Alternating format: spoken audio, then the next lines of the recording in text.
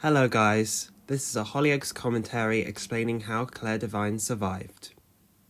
In 2013, Clare Devine was seemingly killed after being run over by Paul Browning.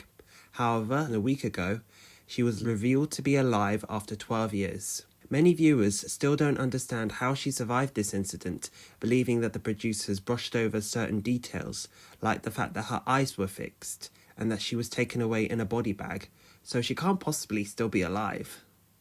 But I don't believe that her being alive is as far-fetched as people have claimed it to be. Yes, it's far-fetched, but so was Sienna faking her death in 2018 and lying completely still for a full minute while Myra was hugging and crying over her body. And so was Steve surviving the car explosion that killed James in 2024 without sustaining any permanent injuries or burns at all. So Clare being alive isn't any more far-fetched than what Hollyoaks has already done. I will now revisit Clare's fake death and explain how she survived. Clare was hit by a car, and upon impact, her entire body and eyes were fixed, suggesting that she was either dead or experiencing full body paralysis, in the same way that Mac Nightingale was when he fell out of a window in 2017. Nobody actually checked to see if Clare was still alive. We saw Cindy and Lindsay notice Clare's body from a distance. The next scene we see is a swarm of police officers at the crime scene. There were a lot of officers there, and some of their faces were either too far away to see properly, blurry, or cut out of shot. So there was a lot that we weren't made aware of. We didn't see who some of the officers were.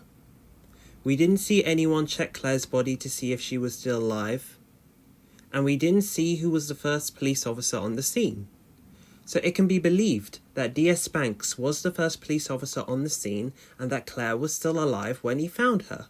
Alistair was a DS. First on the scene, he saw I was still alive. Barely.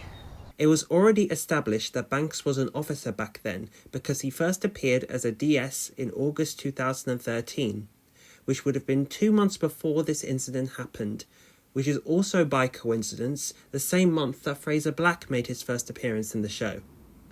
It was already established before Clare was run over that Fraser was a gangster boss who had many associates and connections in the police force.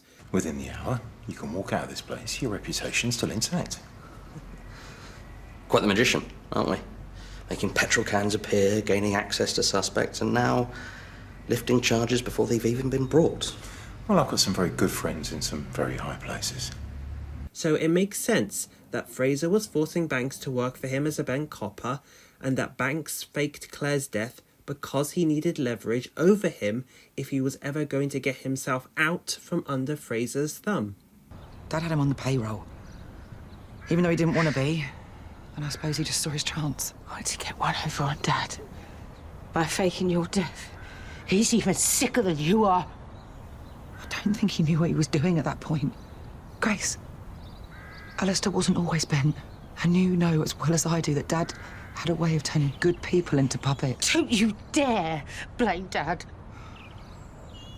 So it is plausible that Banks found Clare alive but pronounced her dead, had her put in a body bag, had the ambulance transfer Clare to a private hospital, then arranged to have someone else's body taken from the morgue to be identified as Clare. Also, I believe that the severity of Clare's injuries that she sustained from the crash correlate with the severe impact of the collision. Clare didn't miraculously survive the crash. She explained to Grace that she was in a coma for a long time and that she had to learn how to walk, talk, and eat again, which is consistent with being paralysed. Did Max hurt you? No. He didn't hurt me. He saved me. How? I was in a coma. I had to relearn to do the most basic things. How to walk, how to talk, how to eat. Alistair was by my side through it all. And that's it. Thank you to those who watched this video. I hope you found it insightful.